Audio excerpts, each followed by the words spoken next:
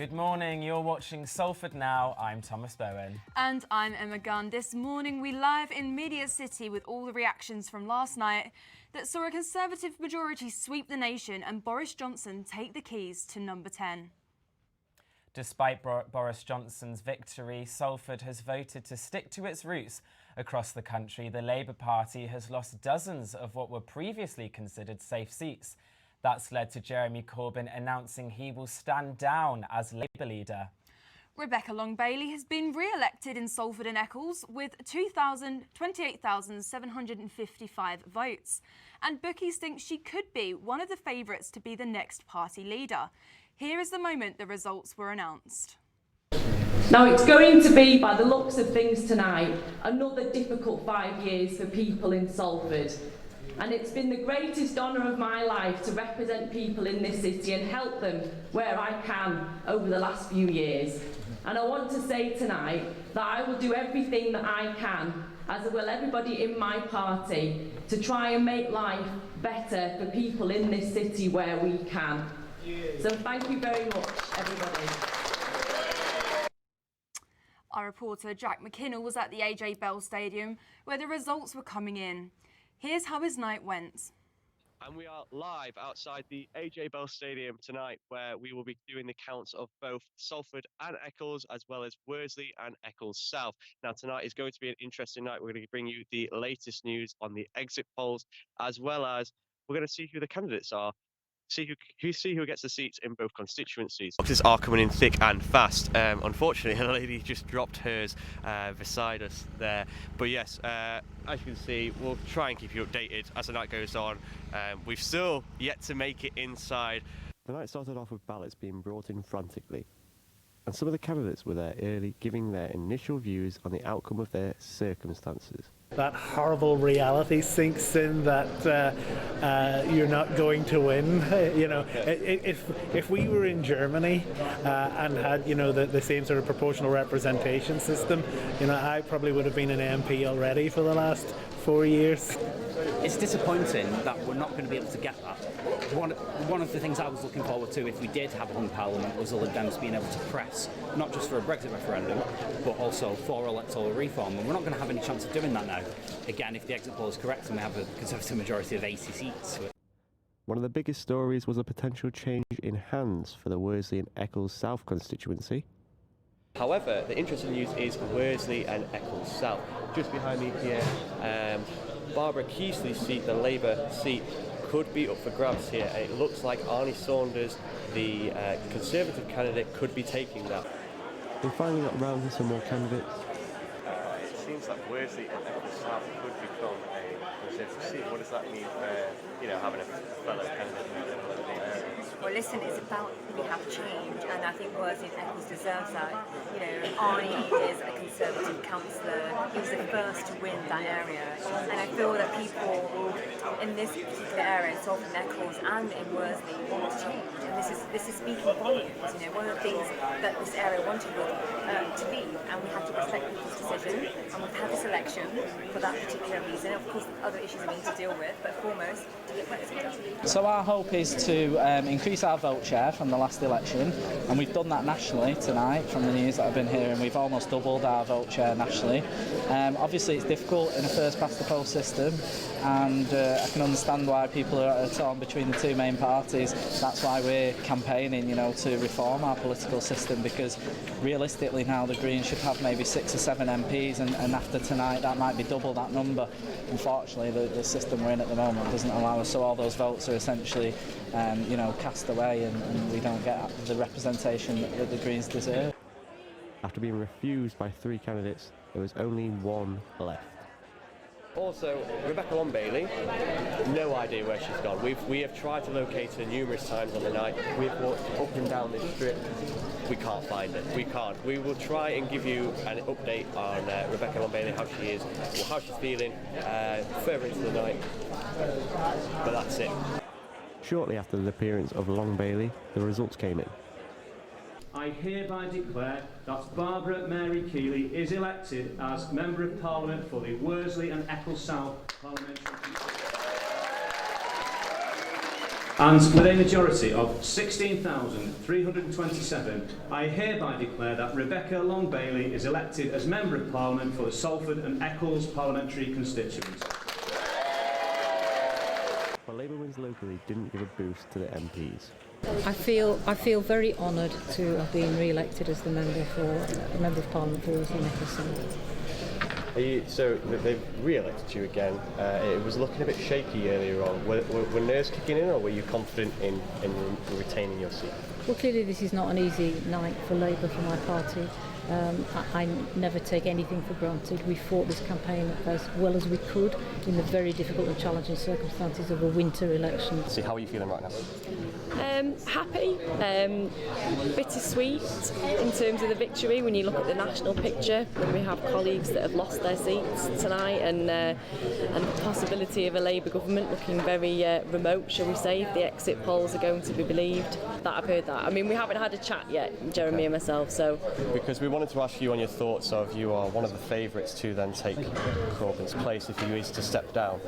Is this something that you factored in or thought about at all? It's not something that I've thought about at all, and we'll have to group as a party over the next few days, I think, and speak to Jeremy and the Shadow Cabinet and determine what the next steps are going to be. Because if Jeremy's clearly said tonight that he's not going to stand in another general election, so we need to have a process in place within the party now to determine whether we have a leadership election or whatnot. But that's going to be a discussion that will certainly take place, I think, very, very soon.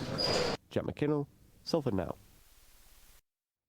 And Jack joins us in the studio here now. You've made it back in one piece. So what was the mood like at AJ Bell? It changed throughout the night. So at the start of the night, everyone was a bit wild and rowdy. As we got further into it, people started to calm down and people went really quiet, especially when Worsley and Echols South, that was sort of up in the air. It looked like it could go either way between the Tories and Labour.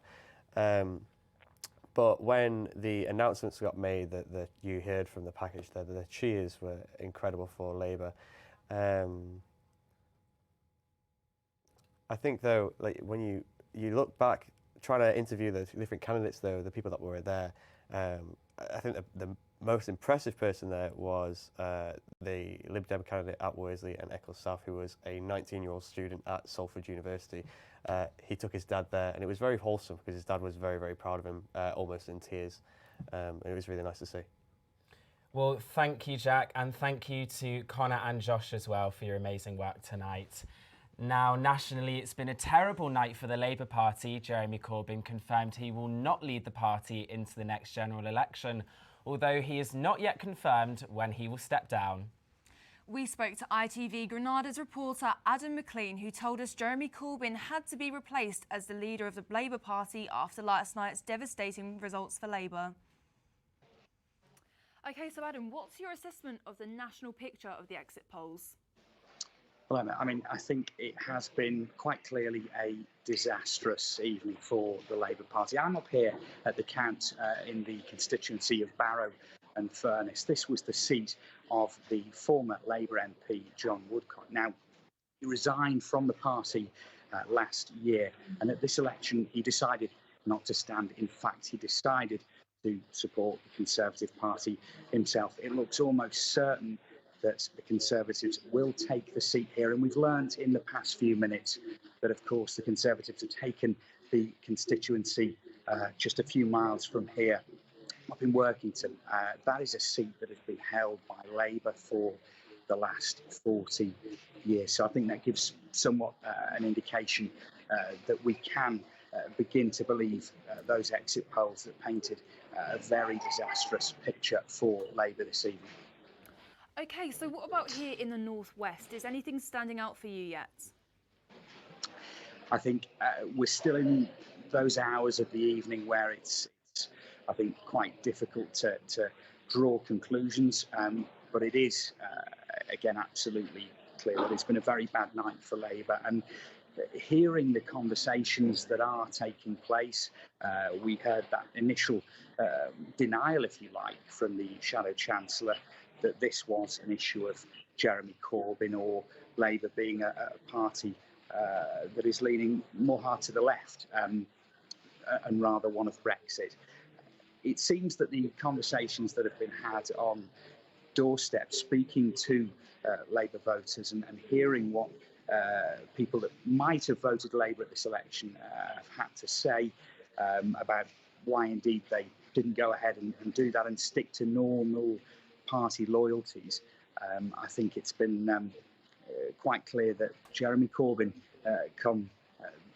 very early in the morning, will be undoubtedly taking a long, hard look at his position as the leader of the Labour Party.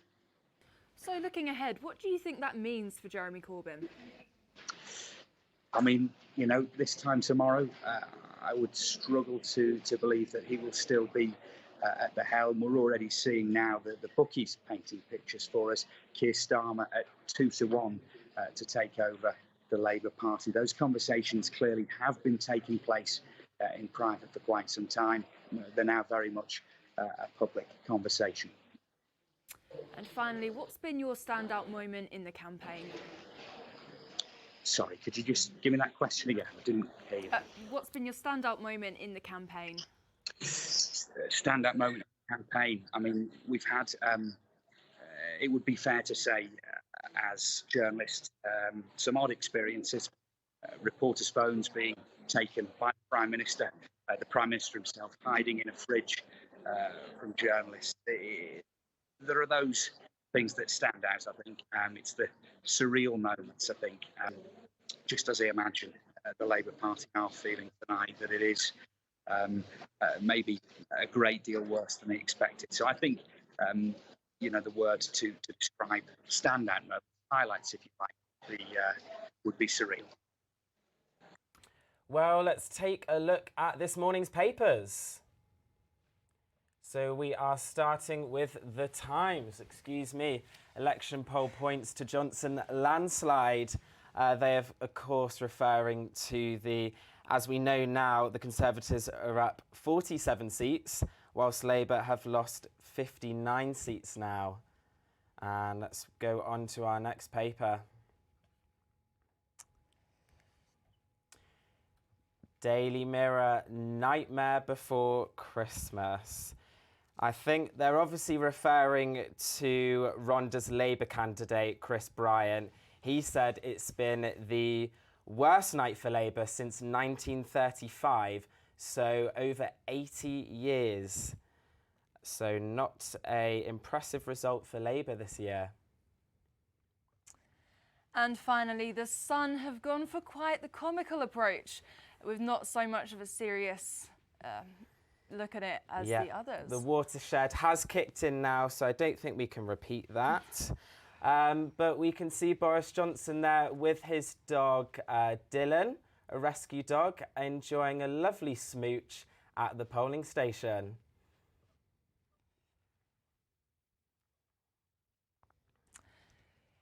In Blakely and Broughton constituency, it was Graham Stringer who was elected as their Labour MP with a majority of more than 14,000 votes. And completing the Labour sweep in Salford, the Worsley and Echols constituency, it was Barbara Keeley to maintain her seat for Labour Party. She said it had been a difficult campaign, but thanked the public for believing in her. We spoke to her at the AJ Bell earlier this morning. Well, clearly this is not an easy night for Labour, for my party. I never take anything for granted. We fought this campaign as well as we could in the very difficult and challenging circumstances of a winter election, and we've just put as good a campaign together as we could in the time that we have. And I really want to thank everybody who's put their faith in me again. I think that's very important. Well, it's all over now, and Salford has bucked the national trend and returned 3 Labour MPs. But across the nation, it was Boris Johnson who secured his place at Downing Street and aims to secure a Brexit deal by 2020. That's all from us at Salford Now. Thank you for tuning in on our election coverage. And as always, remember to check out our website, salfordnow.co.uk. Have a great weekend and goodbye. Thank you. Goodbye.